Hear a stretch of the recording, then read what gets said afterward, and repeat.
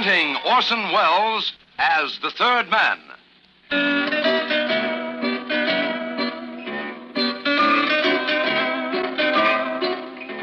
The Lives of Harry Lime. The fabulous stories of the immortal character, originally created in the story The Third Man, with zither music by Anton Karas.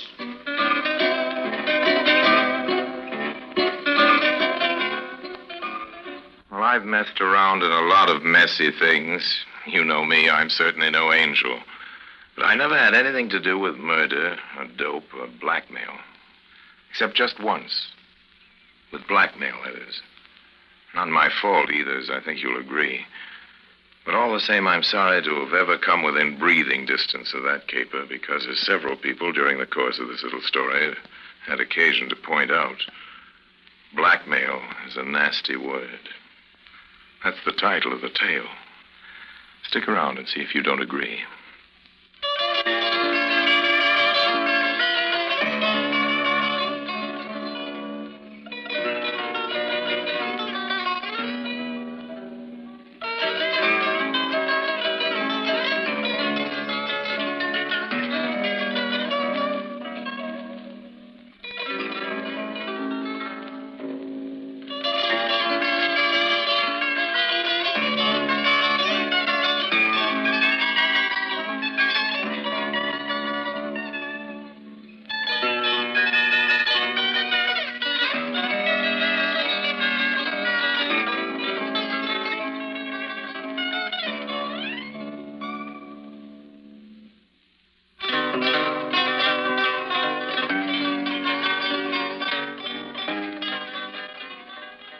It all started in Marseille back in '47. I was running cigarettes into France in those days, cigarettes and a few other commodities, as I think I've told you before. And I had a nice little sailing boat with an auxiliary, typical pleasure craft of those waters, to use as a cover. This was in September, and I'd just come into port that afternoon. A few of us had been having dinner in the town. I was on my way back to the boat alone. It was late, about 4 in the morning, cold, rather foggy. Suddenly, looming ahead of me in the mist, and lurching drunkenly, I saw the figure of a man. Big fellow he was. I thought I'd stay out of his way. Marseille's a tough town, one of the toughest in the world. It's a good place not to have any trouble in, so that's why I tried to keep clear of the drunk. But before I could get out of the way, he caught sight of me, uttered a strange, muffled sort of cry, and suddenly threw himself forward. I braced myself for a fight, but before I knew it, he was down on his knees in front of me, groaning. Then all at once I realized he wasn't drunk at all. That all that wet on his chest was blood. I never found out who did it. Even after I took him onto my yacht, tried to do what I could for him, never told me who it was that had stabbed him. The knife had gone in just over his heart, and by dawn it was pretty clear that he wasn't going to live through the day. He seemed to realize it, too. They got me. It doesn't matter why. Maybe they were right. They got me, and now very soon I'm going to die. What is your name? Lime, Harry Lime. I've heard of you. You've quite a reputation, Monsieur Lime. I call you Harry. Okay. I am Draco. Yes, I see from your face that you have heard of me, too. You call me Marcel. Okay, Marcel. That way I spend my last hour or so among friends.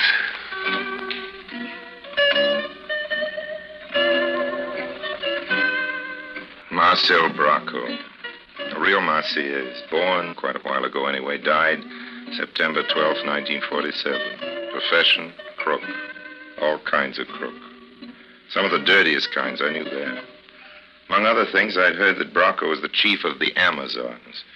There was a gang of girls. Crooks, all of them. He was the... No, the big ugly man in my berth wasn't one of the nice people. And you mustn't think because I'm telling you this story that I've anything to say in his favor. But he was a guy. See what I mean? He was somebody. And he was dying. Steady, old man. Easy does it. I'm with you. I haven't got time to make a wheel. I know that sounds like a joke, but I'm serious, Harry. I'd like to leave you something to show my gratitude, something to remember me by. That's okay, old man. No. All I can give you is this. And it's worth something, Harry.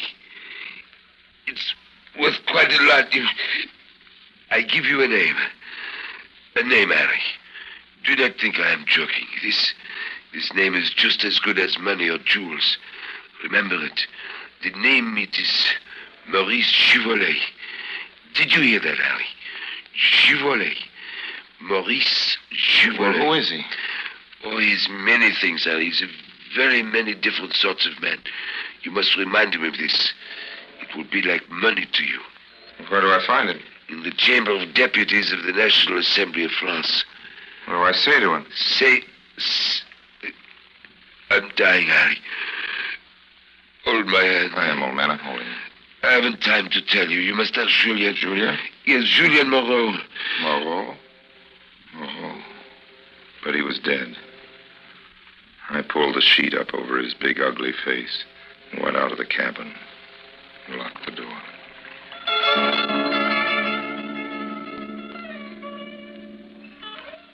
Three months later in Paris, in a little nightclub in Montparnasse, I ran into Julian Morrow.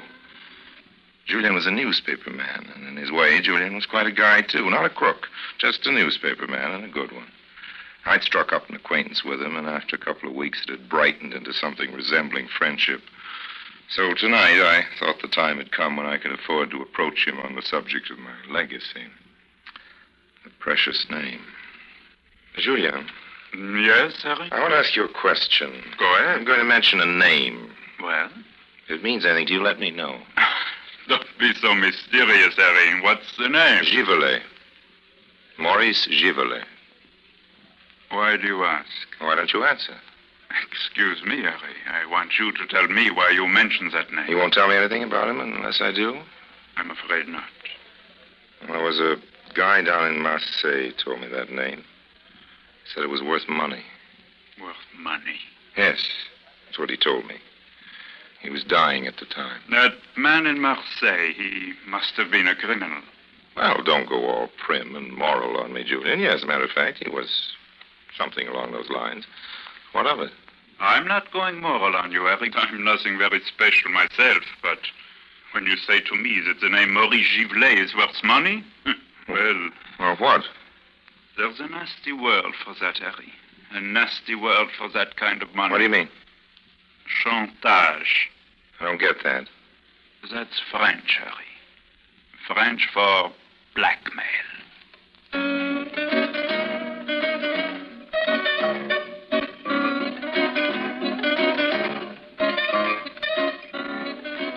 A little later, though, Julian loosened up a little after a few more drinks. Harry?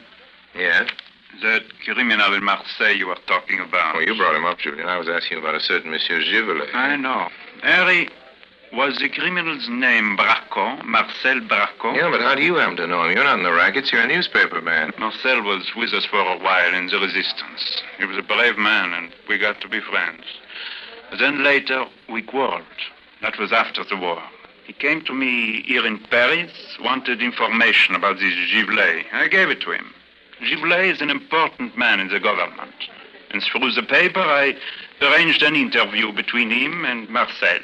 But I told you, Harry, blackmail's something I can't forgive. And Marcel was blackmailing this Givolet? Yes, not for money, but for protection, police protection. Marcel, as you probably know, had that gang they call the Amazons. But what was he blackmailing Givolet about? What did he have on him? Plenty. And you know what it was? Certainly, Marcel told me. But exactly what was Givolet's past? Harry, that's Mr. Givolet's secret. And yours, old man. It's yours, too. Yes, Harry, as you say.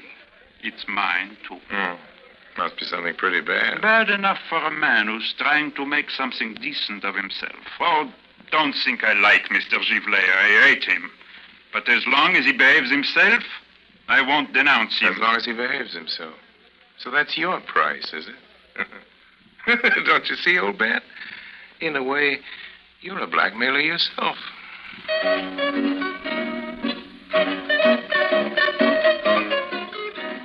Then, some months later, in the lobby of the Georges V in Paris, Calling Mr. Lime, Monsieur Harry Lime, Yes. Monsieur Lime. Yes, boy? Monsieur Lime? Yes, what is it, a phone call? There is a lady to see you, Monsieur Lime. She's waiting in the lobby. A lady, young or old? Young, Monsieur Lime, and very pretty. Well, lead the way, old man. What are we waiting for?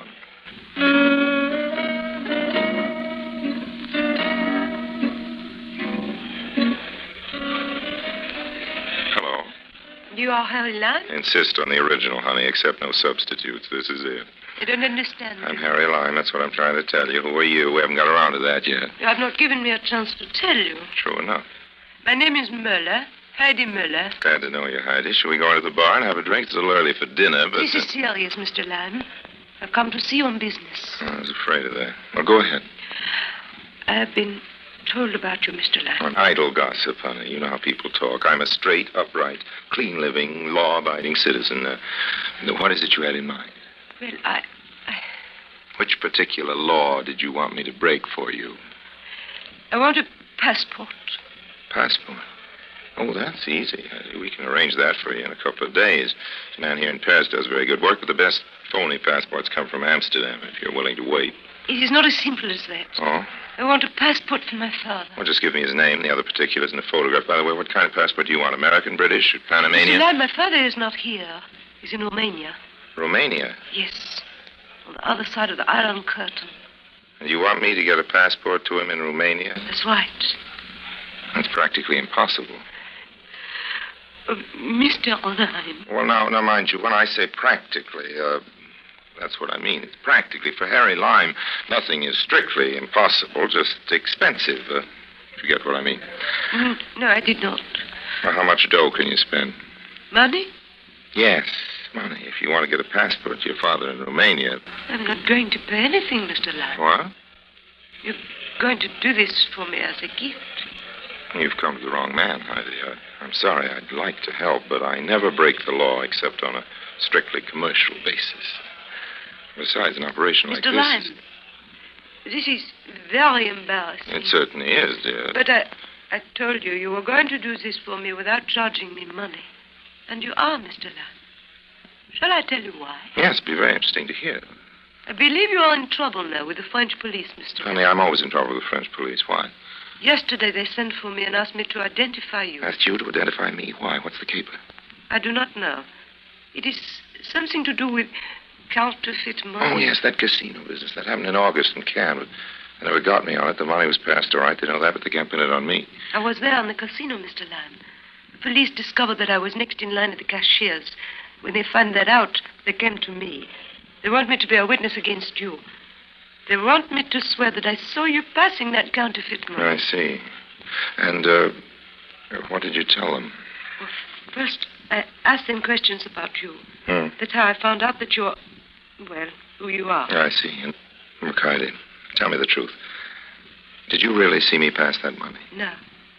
As a matter of fact, I didn't, but unless you helped me with my father, Mr. Lime, I'll say that I did. And then, of course, you'd go to jail. Well? Well, that reminds me of something a friend of mine was saying last night. The French have a nasty word for what you're up to, young lady. I can't remember what it is now. Blackmail's a bad word in any language.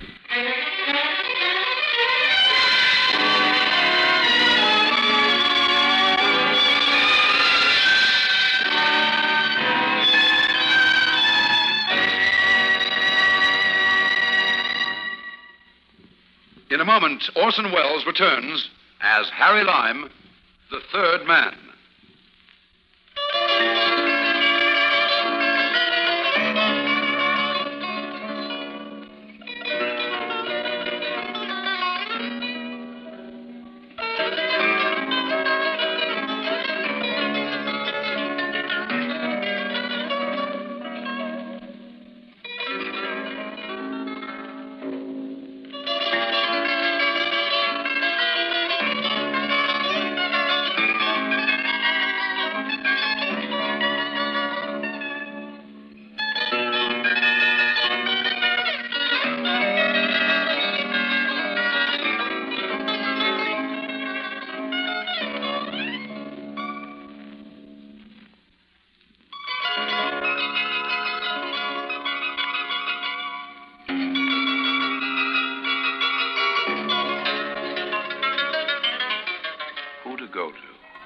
Mama Rajinsky.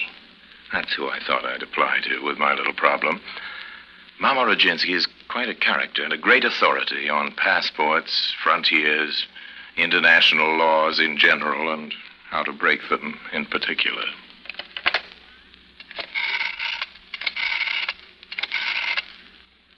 Allô? This is Harry Lime speaking. Harry Lime, I want to speak to Mama. Ne quittez pas. Allô? Hello, Mama. Yes? This is Harry, Mama. Are you? Lime, Mama. Harry Lime. I'm in trouble. I need help. Bad trouble? Sort of. Come up. I see you right away.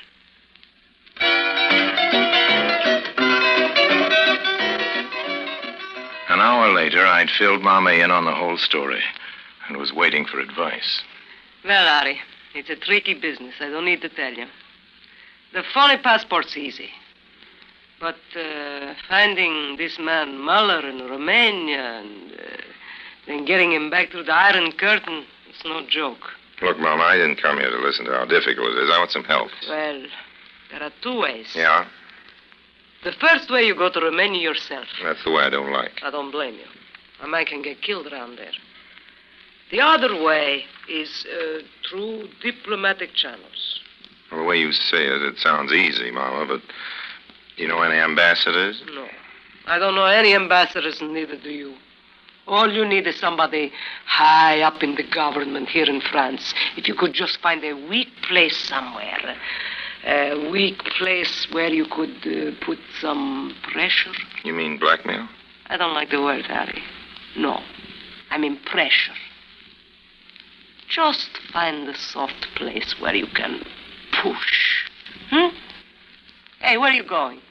Sit down. I'm making a nice glass of tea. Thanks, Mama, but I haven't got time. I've got to find myself one of those soft places, and then, Mama, I've got to start pushing. Pushing quick, or else. Or else? It's that same old word, Mama. I don't like it any more than you do. Blackmail? Pressure, Mama, pressure. So long.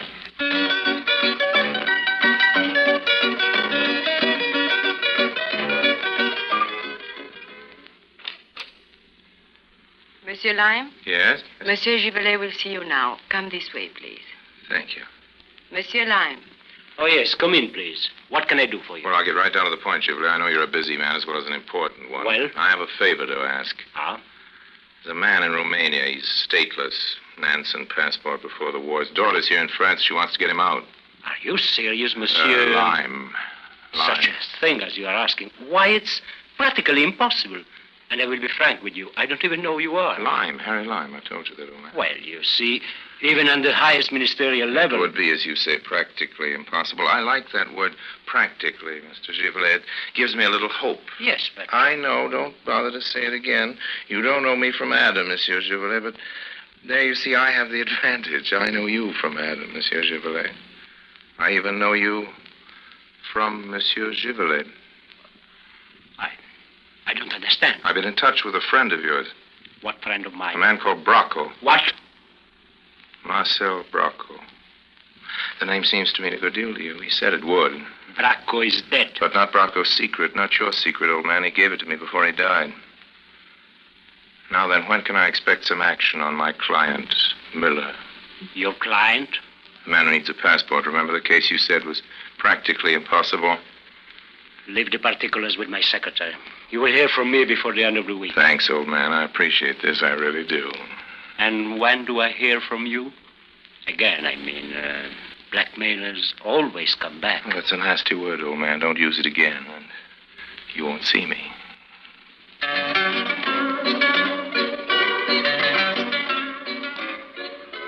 Well, it worked.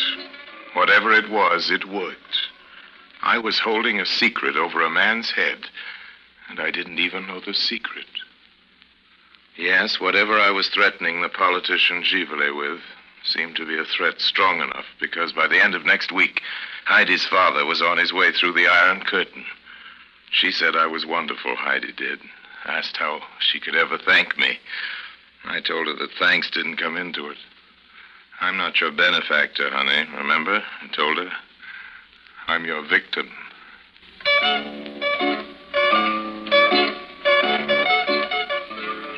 About 4 months later, Julian wrote me from New York.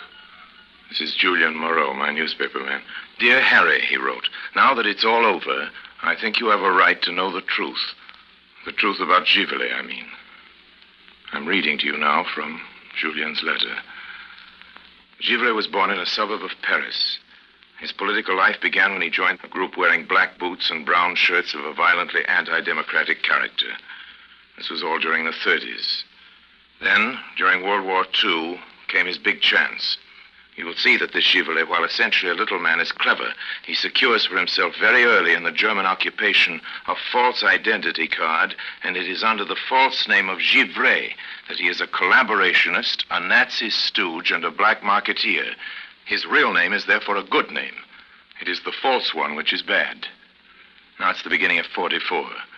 Convinced that the Nazis are near the end, he rushes forward to the fighting French, and under his real name joins their invasion corps. Under his true identity, he gives them some assistance. And at the end of the war, the power of the resistance becomes overwhelming, and their investigations far-reaching, so Givelet drops the false identity of Givelet forever. Now, notice, please, that his original name is above reproach, since it was under the false one that he acted for the Nazis.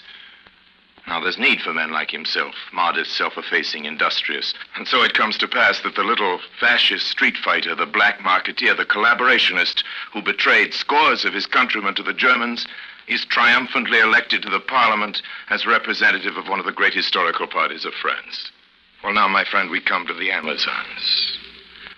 I gave them this title in the newspapers myself just before the war. Theoretically, the racket was broken up, but in fact, it was still flourishing in Paris until the very recent death of a certain Marcel Bracco.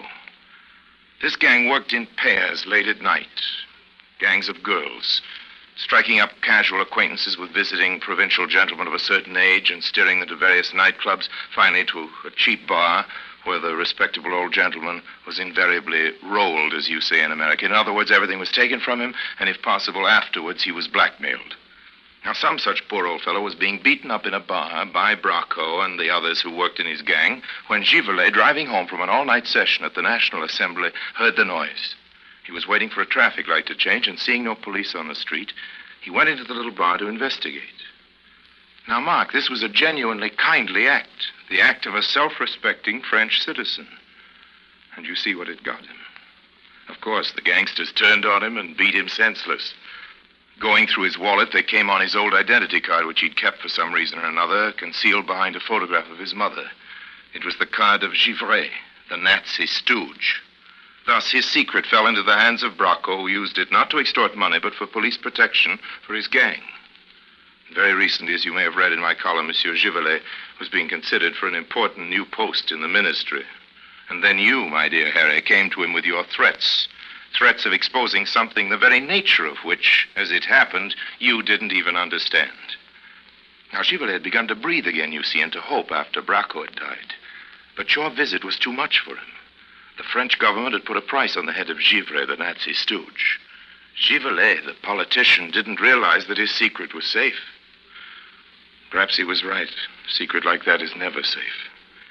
And so it was that after some weeks of waiting for you to return, and of course you never did, his nerve finally cracked. And the very day on which he was to be confirmed in his new post, his housekeeper, coming in with a morning coffee, found him dead. He was seated before his desk where he had shot himself, seated before a blank piece of paper. He had not even written a note of farewell. I suppose at the end he found it difficult to decide who he could write to, what he would say, and above all, what name he would sign.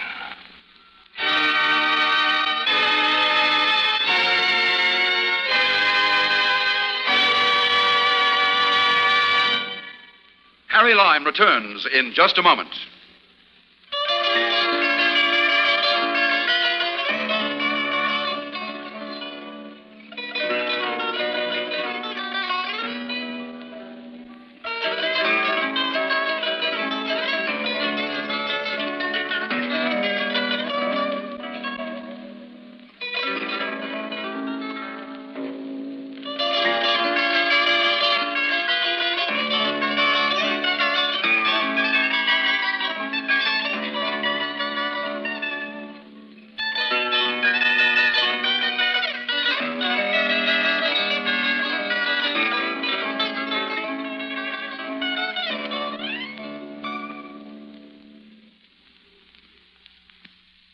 And now, Harry Lime.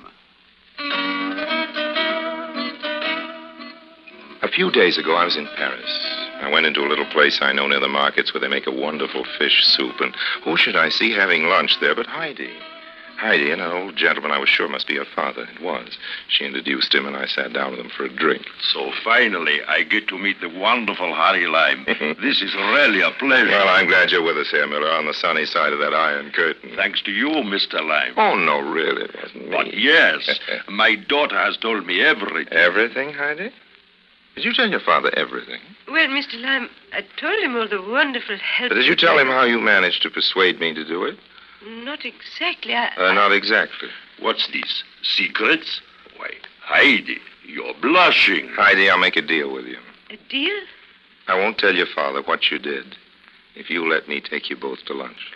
But that's blackmail. It's a nasty word, Mr. Miller. Let's not use it again. It'll spoil our soup.